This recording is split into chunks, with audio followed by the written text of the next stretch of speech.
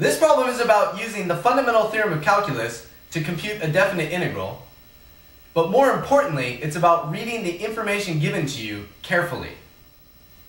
Let capital F prime of x equal little f of x with the graph of capital F given below.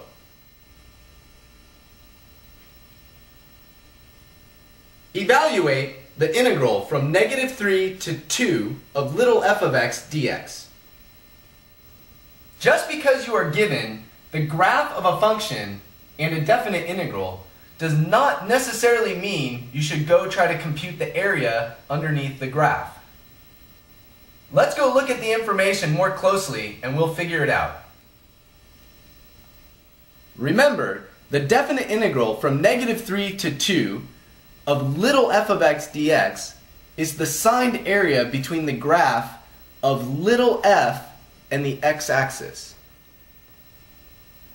But in the statement of the problem, we don't have the graph of little f.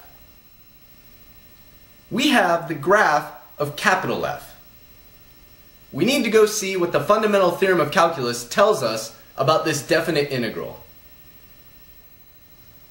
The fundamental theorem of calculus says, if capital F is the antiderivative of little f, then the definite integral from a to b of little f of x dx is capital F of b minus capital F of a. The fundamental theorem of calculus tells us all we need is the values of capital F to compute this integral.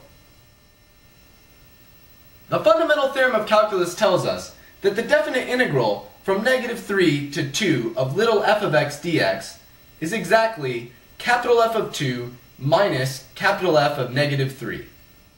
Let's get rid of all the information we do not need from this graph. All we really need to know is the value of capital F at x equals 2 and the value of capital F at x equals -3. That gives the integral is equal to -2 minus 1. Our answer for the definite integral is -3.